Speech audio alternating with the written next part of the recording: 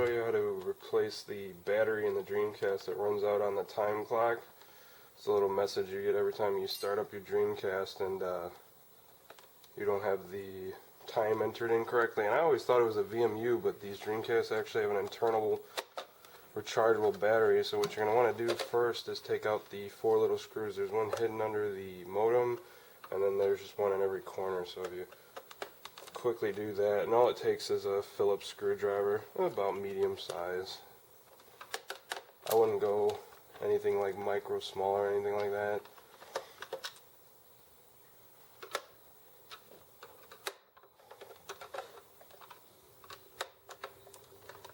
It's nothing too difficult.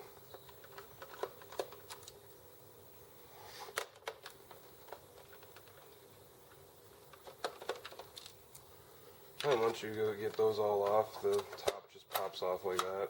So you can go ahead and put that aside, even though I have a disc in here right now.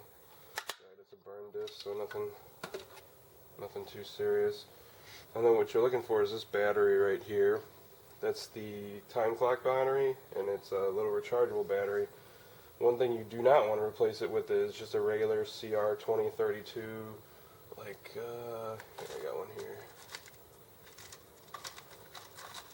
You do not want to replace it with one of these. Definitely not, because you will end up exploding it in your system because it'll try and recharge it, and that's a big no-no. So next, what you want to do is take out this little ribbon cable right here, just so it doesn't get in your way.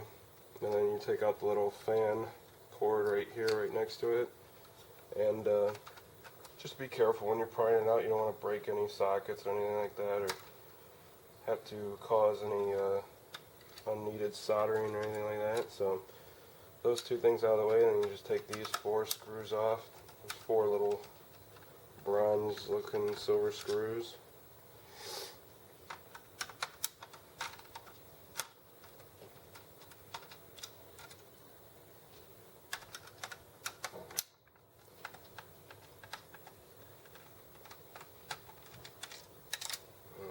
Try not to lose those in the system. It probably wouldn't be too good. You don't want to short anything out. And one thing to definitely kind of take word of is when you first do this, when you first, say if you're just playing it the minute after, you definitely want to discharge it. And one way of discharging it is just holding on the system power button. Let the electricity flow out of here and whatnot. You don't want to end up touching something and getting a jolt or, shocking your whole system. So just leave it down like that, run the power throughout the system. It has grounding and stuff like that, so it discharges wherever it wants to discharge, and just leave it as simple as that. So then you want to go ahead and take this controller board out of the way, and then you just lean it up a little bit and kind of drag it away. And there you can see the whole little control board and the battery. And for shits and giggles, let's see what the battery is at right now, because I guarantee you it's not very high. And you could just use any old multimeter if you have one, and they make simple like battery testers and junk, and that might work. So I'll just set it to DC, if that's even in the camera. I can't exactly tell, but and you just measure it, and yeah, it's giving me, oh, there it goes, 0.5 volts. And that's not even close enough to keep the memory clock. And 0.7. Either way, it's definitely not charged up. It might be chargeable, but just since I bought all new parts, I'm just going to go ahead and replace it. And you're just going to go ahead and flip this board over, and there's just these 3 little points right on the other side of the battery. You might be able to cut them, but we're going to do this right.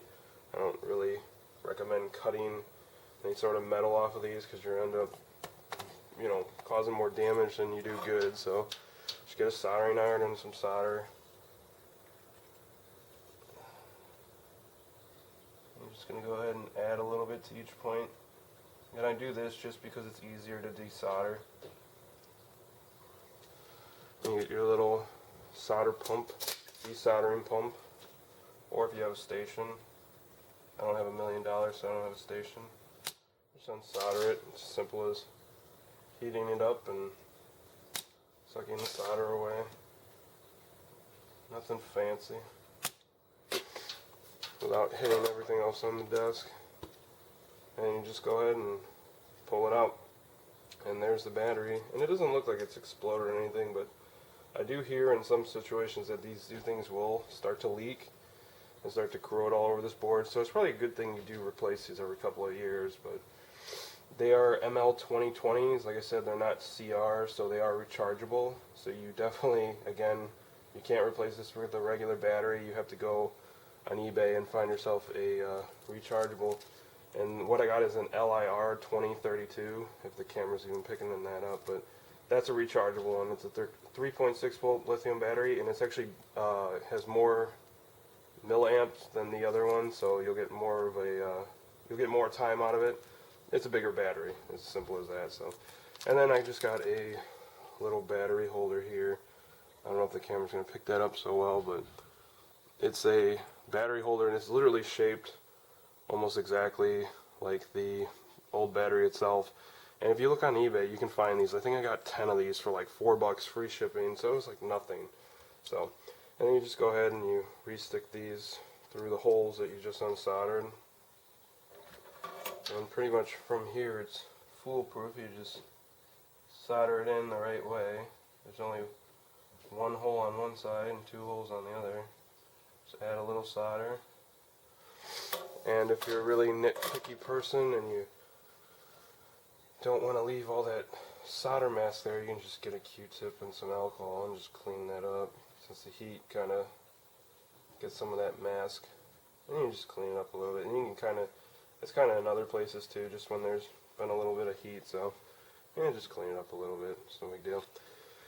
And then you want to make sure, like I said, you put it in the right way. I mean, it'd be pretty hard to screw it up, but positive this side, negative this side, and you just take your battery, positive this side, negative this side, and you just insert it back in just like that. And one thing you should do, again, if you have the meter, wherever I put that thing on the floor, is you should test your brand new battery, make sure it's performing like it should. Always not a dumb idea. It's at 4.1, so that's good. It's charged and whatnot and ready to actually hold it. It's holding a charge already, so then what we're going to do is just simply make sure you put this back in your Dreamcast right, and just slide it in. Remember, you do have power going through this thing now, so be careful that you're not, shorting anything out, because this battery is holding a significant enough charge for you to be able to damage things. So you don't want to accidentally put this little controller board in wrong or something like that, because you might actually end up giving it a little bit of a shock, but we're okay there. So, and then you just simply put in the screws.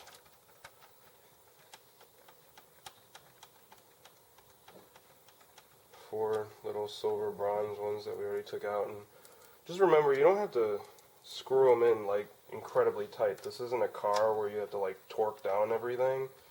It's just little plastic Dreamcast, So just get it in there tight, make sure there's no wiggle or anything like that. So just, all I'm saying is be gentle, your Dreamcast. It's already, I forget how many years old. I think, didn't it come out in like 99 or something like that?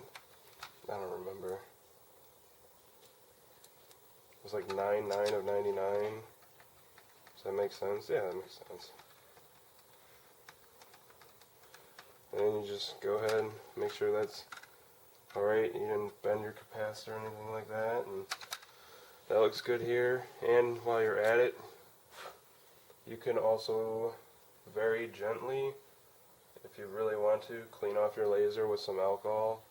Just very, very gently. You don't want to push too hard, break your laser or anything like that. Just gently put a little bit on and wipe it off, and that should be enough.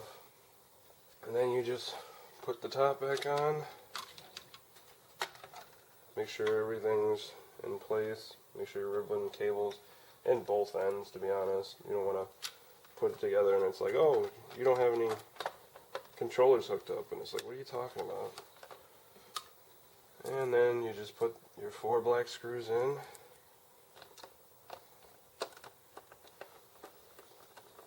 Again, you don't have to like torque them down. Just get them in there good, nice and deep black.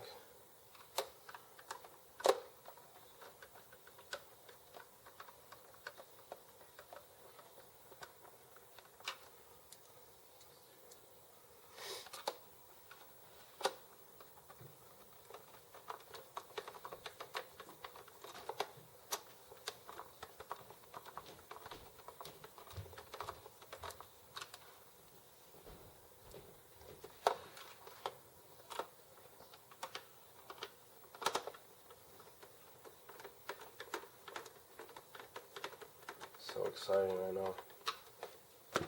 And then you just go ahead and put your modem back in, and you're done. Simple as that. And then there's my disc I had in it. Yeah, Daytona USA. I have a real copy, so I'm not a pirater, but I just used a burned one for some reason. I think it's when I didn't have the game. Anywho, but there you go. There's your Dreamcast, and I'll go ahead and show you the one I already did and set the time on. Do this without dropping the camera. And we'll turn it off. They had it running. Turn it back on.